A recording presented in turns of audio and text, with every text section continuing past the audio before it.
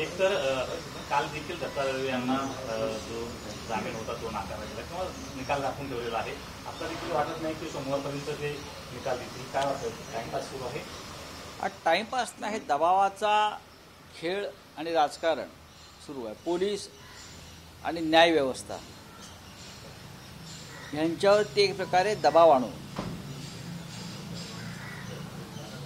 ज्या गुन्ह्यामध्ये सरळ जामीन मिळू शकतो अशा गुन्ह्यातसुद्धा राजकीय कार्यकर्त्यांना तुरुंगात ठेवायचं आणि आमच्याकडे सत्ता आणि आम्ही सत्ता कशी वापरू शकतो राजकीय विरोधकांच्या विरोधामध्ये हे दाखवण्याचा प्रयत्न. पण हे असे कितीही प्रयत्न केले तरी जो निष्ठावान शिवसैनिक आहे तो तुटणार नाही, मनाला झुकणार नाही. दत्ता दळवी गेल्या 3 दिवसापासून तुरुंगात आहेत. एका शब्दावरून त्यांना तुरुंगात टाकला आहे. एक शब्द त्यांच्या भाषणात आला जो अनेक जण वापरतात. खरं म्हणजे त्याच दिवशी त्यांना जामीन मिळणार होता, पण पोलिसांनी न्यायालयामध्ये उत्तर रिप्लाय ज्याला म्हणतो आपण से पोलिसांचा ते वेळेत फाईल करू नये म्हणून दबाव, मग ह्या ना त्या मार्गाने न्यायालयांवर दबाव, असं करून कार्यकर्त्यांना तुरुंगात ठेवायचं. काय हरकत नाही, ठेवा तुम्ही. 2024 नंतर उलटं चक्र सुरू होईल तेव्हा तुम्ही मग प्रश्न विचारू नका. तुम्ही जो मार्ग स्वीकारताय त्या मार्गाने आम्हालाही जाता येईल. सुरुवात तुम्ही केलेली आहे, अंत आम्ही करू. Car garage network great, claim cover great, price wait वाह, प्राइस भी great. Tata AIG car insurance, trusted नाम, फैंटास्टिक नाम. 5 राज्यांचा एक्झिट पोल समोर आलेला आहे, ज्यामध्ये 5 पैकी जवळपास 4 राज्य ही काँग्रेसकडे जाऊ लागतात असं. बघा, 5 राज्य अत्यंत महत्त्वाची आहेत. राजस्थान, मध्य प्रदेश, छत्तीसगड, तेलंगणा, मिझोराम. पण ओपिनियन पोल आणि एक्झिट पोल ह्याच्यावर चर्चा करण्यापेक्षा 3 डिसेंबरला जेव्हा प्रत्यक्ष निकाल लागतील त्याच्यावर आपण बोललेलं बरं. पण एक नक्की की या 5 राज्यामध्ये परिवर्तन जे आपण म्हणताय, या परिवर्तनाची दिशा 2024ला दिल्लीतून सत्ता परिवर्तनाच्या दिशेने जाणार आहे. ज्या पद्धतीनं राहुल गांधी, प्रियंका गांधी, काँग्रेस पक्ष यांनी एक वादळ निर्माण केले या सर्व राज्यात, ही 2024च्या परिवर्तनाची झलक आहे. आता कोण कुठल्या राज्यात जिंकेल किंवा काय, कांटे की टक्कर, कांटे की टक्कर, टक्कर होने दो ना, टक्कर है, यही बड़ी बात है. तुम्ही काँग्रेस मुक्त भारतची घोषणा केली होती 2014 पासून, काँग्रेस मुक्त भारत.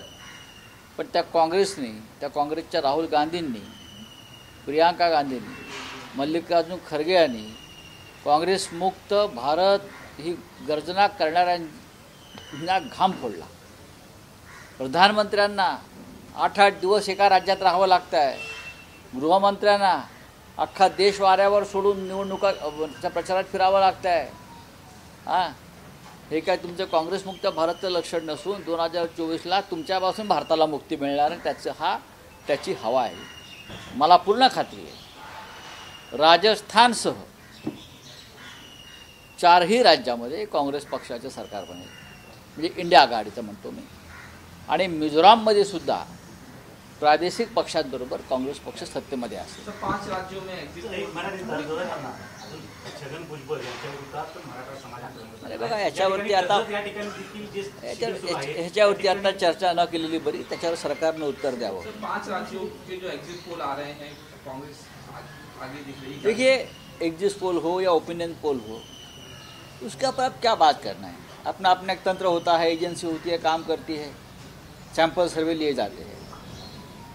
लेकिन कांग्रेस पार्टी के अच्छे दिन आ रहे हैं और आ गए हैं, ये कहने के लिए कोई ओपिनियन पोल और एग्जिट पोल की ज़रूरत नहीं है. कांग्रेस पार्टी का विजय यानी इंडिया अलायंस का विजय, मैं ये मानता हूँ. चाहे बहुत सी जो पॉलिटिकल पार्टी इंडिया अलायंस की है जो इस राज्य में चुनाव नहीं लड़ रही है, लेकिन कांग्रेस पार्टी है, सबसे बड़ी राष्ट्रीय पार्टी है, वो अगर चुनाव जीत रही है तो उसका मतलब है इंडिया अलायंस चुनाव जीत रही है। राहुल गांधी जी की लीडरशिप में, प्रियंका गांधी जी की लीडरशिप में, मल्लिकार्जुन खड़गे जी की लीडरशिप में, यही मोदी जी और अमित शाह जी थे ना 2014 से बोल रहे थे, कांग्रेस मुक्त भारत की गर्जना कर रहे थे, लेकिन इस 5 राज्य ने आपका पसीना छुड़ा दिया, राहुल जी और प्रियंका जी और खड़गे साहब ने। हाँ, प्रधानमंत्री डेरा डालकर बैठे हैं 4-4 दिन एक राज्य में, गृह मंत्री बैठे हैं, पूरा उनका केंद्रीय मंत्रिमंडल बैठे हैं, केंद्रीय मंत्रियों को चुनाव में उतारा अपने विधानसभा में। उसका मतलब है 2024 की दिशा और दशा क्या है बीजेपी की, ये स्पष्ट रूप से आपको 5 राज्यों के चुनाव से दिखेगा। मुझे पूरा विश्वास है, मैं एग्जिट पोल पे नहीं जा रहा हूँ, मैं एग्जिट पोल पे नहीं जा रहा हूँ। ये कांटे की टक्कर होना ये भी बीजेपी के लिए सबसे बड़ा खतरनाक खेल है। जिस कांग्रेस पार्टी को आप कोई देश की राजनीति में कोई महत्व नहीं दे रहे थे, हाँ, ये कांग्रेस पार्टी क्या है, ये राहुल गांधी जी क्या है, ये प्रियंका जी क्या है, लेकिन यही लोगों ने, यही पार्टी ने आपके सामने एक चैलेंज खड़ा किया और अभी आप ये 5 राज्यों में हारने जा रहे हैं। आप हार रहे हो। सर, 2 दिन में बाकी है चुनाव के लिए, लेकिन रिसोर्ट पॉलिटिक्स जो शुरू हो चुकी है होने दो ना, तो क्या हो गया, ये राजनीति है। What is the resort? तो गुवाहाटी और सूरत में क्या हो गया था महाराष्ट्र के बारे में? वो कौन सा पॉलिटिक्स था? वो कौन सा पॉलिटिक्स था? शुरुआत किसने की है? तो अगर ज़रूरत पड़ती है तो ये करना चाहिए, अपने अपने विधायकों को साथ रखना चाहिए, नहीं तो वापस ये तुम्हारा ईडी, सीबीआई, इनकम टैक्स घुस जाएगा कांग्रेस के कार्यकर्ता बनकर, बुरखे पहनकर। तो इसलिए सबको एक साथ रखना जरूरी है। कोर्टात जायचं आहे मला, उद्या सकाळी 11 वाजता मी मालेगावच्या कोर्टामध्ये हजर होणार आहे। दादा भुसे जे या राज्याचे एक मंत्री आहेत आणि ज्या गद्दार हृदय सम्राटांचे सहकारी आहेत,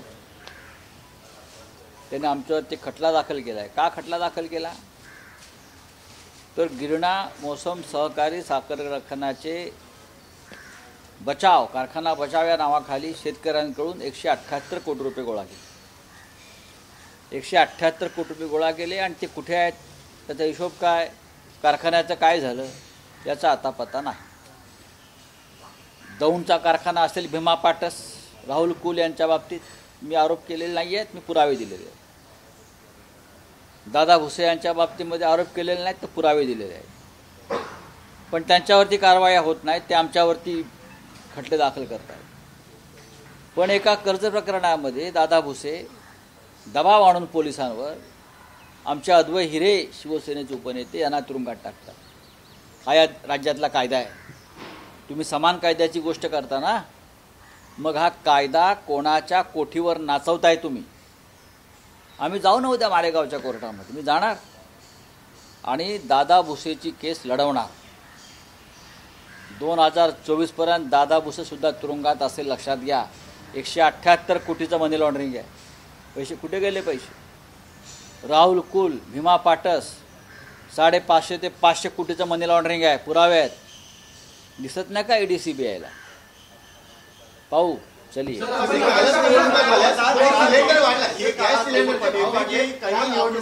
गठबंधन जो है छोड़कर प्रफुल्ल पटेल का कहना था 2004 में एनसीपी के साथ बीजेपी जाने वाली थी शिवसेना से अलग होके, लेकिन प्रमोद महाजन जी की वजह से 2004 क्या है 2004 में प्रफुल्ल पटेल ने बयान दिया। 2004 में एनसीपी और बीजेपी में गठबंधन होने वाला था, लेकिन प्रमोद महाजन को इस बारे में पता चल गया और प्रमोद महाजन ने बाला साहब ठाकरे को बता दिया और बाला साहब ठाकरे के बयान आने लगे। उसके बाद इनका गठबंधन नहीं हुआ और प्रमोद महाजन को ऐसा लग रहा था कि शरद पवार बड़े नेता हो जाएंगे, इस वजह से ये गठबंधन। मुझे देखिए, अभी प्रफुल्ल भाई क्या बोल रहे हैं या सुनील तटकरे जी क्या बोल रहे हैं, उसमें मैं नहीं जाऊंगा। 2004 के बाद 2004, 2009 के बाद 2009 में, हाँ, उसके बाद 2014 के बाद 2019 के बाद छोड़ दीजिए ना, मैं आज की बात कर रहा हूँ। मुझे पूरा विश्वास है मैं शरद पवार साहब को अच्छी तरह से जानता हूँ, उनकी पुरोगामी प्रोग्रेसिव विचारधारा को जानता हूँ। शाहू फुले आंबेडकर जी, यशवंतराव चव्हाण, उनके विचारधारा को आगे लेके जाने वाले पवार साहब नेता है। वो कभी बीजेपी के साथ नहीं जा सकते, न जाएंगे। हाँ, अगर उनके साथियों ने उनके ऊपर कोई दबाव डाला होगा, उस वक्त जा रहे थे, लेकिन गए क्या? 2014 में समर्थन दिया, सरकार बनाई नहीं। राजनीति में ऐसे खेल होते हैं। 2019 में हमने सरकार बनाई उनके साथ। तो ये हम करने वाले थे, पवार साहब करने वाले थे, ये होने वाला था, वो छोड़ दीजिए। आज ज़मीन पर क्या है उसके बात करो। आज पवार साहब एक ऐसे नेता है ज़मीन पर जो इंडिया अलायंस के मजबूत स्तंभ है, मोदी जी के खिलाफ खड़े हैं, उस विचारधारा के खिलाफ खड़े हैं। प्रमोद महाजन यांनी प्रश्न विचारा काय? गोविंदनाथ मुंडे यांनी बाळासाहेब ठाकरे यांच्याकडे बातमी लीक केल्यामुळं या संदर्भात जी युती झाली नाही असा घोषस्फोट प्रफुल्ल पटेल कोणत्या साली? 2004 साली. आणि शरद पवार यांचं दिल्लीतलं महत्व वाढेल आणि भाजपचं कमी होईल. शरद पवारांचं महत्त्व तेव्हाही होतं आणि आजही आहे दिल्लीच्या राजकारणात. आणि ते गोपीनाथराव मुंडे जरी आमचे तेव्हाचे सहकारी असले तरी त्यांच्यापेक्षा नक्कीच जास्त होतं. प्रमोद महाजन हे धूमकेतूप्रमाणे आले आणि निघून गेले, नेते होते महत्त्वाचे. पण शरद पवारांचं महत्त्व कायम राहिलं. आता तुमचा जो प्रश्न आहे 2004, हे बघा, आज प्रफुल्लभाई पटेल काय सांगतायत किंवा त्यांचे सहकारी काय सांगतात, त्याच्यात जाण्याचं कारण नाही. त्यांनी त्यांचा पक्ष फोडला आहे, ते वेगळा गट निर्माण झाला. शरद पवारांचं नेतृत्व अजूनही मजबूतीने उभं आहे. 2004च्या घडामोडी पडद्यामागे काय झाल्या, मग 2009ला काय झालं, 9 नंतर 14ला काय झालं, मग 19ला काय झालं, हे सोडून द्या. आज बोला. मला जे का आखलं नाही त्यानुसार शरद पवार हे इंडिया अलायन्स आघाडीचे अत्यंत महत्त्वाचे नेते आहेत. भारतीय जनता पक्ष आणि नरेंद्र मोदी यांच्या विचारधारेच्या विरुद्ध उभे आहेत. शाहू फुले आंबेडकर, यशवंतराव चव्हाणांची विचारधारा घेऊन जाणारे नेते आहेत. ते भारतीय जनता पक्षाबरोबर कधी जातील असं मला वाटत नाही. आता त्यांच्या सहकार्याने तेव्हा त्यांच्यावरती काय दबाव आणला असेल ते मला माहीत नाही. राजकारणामध्ये काल काय घडलं यापेक्षा आज काय घडतं आणि उद्या काय घडणार आहे याला महत्त्व आहे. आणि मी जे मानतो ते इतकंच की आजसुद्धा शिवसेना, काँग्रेस आणि राष्ट्रवादी काँग्रेस पक्ष यांचं गठबंधन हे अधिक मजबूत आहे. आणि त्यासाठी पवारसाहेबांचं मेहनत, त्यांचं मार्गदर्शन हे मोलाचं आहे. आता या फुटून गेलेले लोक असतात, आमचे गेले फुटून, काय आरोप करतात? हां, ज्या गोष्टी अस्तित्वात नाही, कधी घडल्या नाही, हवेत गोळीबार करतात. करत राहा ना, धुराची वलय सोडत बसा. आम्ही तुम्हाला चिरूट आणि चिलीम पुरवू त्यासाठी घावे असतील तर. सर, शिंदे गट ने जो है शिंदे गट की तरफ से जाली दस्तावेज पेश किए गए हैं, उसके तौर पर देखो, ऐसा है कि जो जाली लोग हैं, जो जाली पार्टी बनाते हैं, हाँ, शिवसेना के ऊपर दावा बोलते हैं, ये जाली लोग ही कर सकते हैं ना. फोर्जरी बोलते हैं उसको. ये फोर्जरी करने वाले लोग हैं, वो ऐसे कुछ भी कर सकते हैं. जाली दस्तावेज, जाली व्यक्ति, जाली एविडेंस, कुछ भी कर सकते हैं. लेकिन हमें पूरा विश्वास है जनता हमारे साथ है.